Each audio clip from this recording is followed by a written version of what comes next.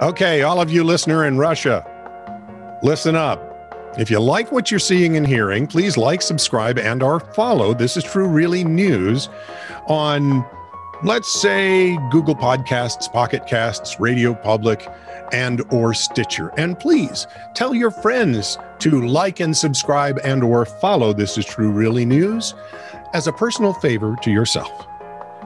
Because otherwise, we'll find more weird stories. This is True, Really News with Scott Combs and Tony Vercanis. All the news you're about to hear is true. Really? As far as you know. I have actually a nice story to start with. Great. The year was 1961. Gwen Goldman was 10 years old. She sent a letter to New York Yankees general manager Ron Hamey offering her services as a Batgirl. He said, no, Commissioner Gordon's got that covered, but thank you. You know, I was waiting to see if he'd close the door on that one. Had to try that one. Okay, good. Nice work. But the general manager politely responded to the 10-year-old, saying that in this game dominated by men, a young lady such as yourself would feel out of place in a dugout. And honestly, back in those days, you know, when we were barbarians and heathens and men had places and women had places. Yeah. You would have felt out of place in that dugout. Possibly, yeah. But you would have got to meet Yogi Berra, so it might have been worth it. Well, things have changed since. They have. We've gotten so much better. Or at least different. Goldman kept the letter from Hamey on her bulletin board for the next 60 years. Her daughter recently found it, forwarded it to current general manager Brian Cashman. June 28th, United Press International reports Goldman was invited to Yankee Stadium to fulfill her dream. Oh. Her visit included a tour of the clubhouse, a meet and greet with players and coaches, photos with the umpires, plus she got to throw out the first pitch wearing a full pinstripe Yankee uniform. Oh, that's lovely. That is lovely. Isn't Good that for sweet? them. I really So I've like taken back half the things I hate about the Yankees. But only half. So honestly, Kellen, if you're still going to wear that stupid hat in Minnesota, you're still going to get grief over it. Yeah, exactly. So very early one Monday morning near the city of Elk Grove, California. Why would you be up early on a Monday morning? Oh, because he hadn't been to bed yet. Uh-oh. The police got a call from a driver saying he'd crashed into a pond at a dairy farm and needed help. Yes, well, he did. Say he did. Yeah. He did. See, it was a storage pond. Oh. For manure. Yeah, I know. It's storage pond store. Mm-hmm. No, usually it's stuff you don't want on you. Yeah. You don't even want to really. Oh, ew. Driver was uninjured. It's worse than dismembered members. I'm just saying. But by the time the cops got there, the car was pretty full of manure. It seems the driver spent about an hour trying to get out of the pond himself. How'd that work? Before he gave up and made the call. So apparently it didn't work well at all. It then took the authorities another 50 minutes to find him. So that's about... Honestly, it's a storage pond. It's about 2 hours of bathing in a pond full of poop.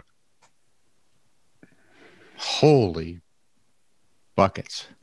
Once free of the poop pond, the man was charged with driving under the influence. You knew, right? There's some alcohol. You were 90% sure. You know. Well, a person who wasn't drunk would have called immediately.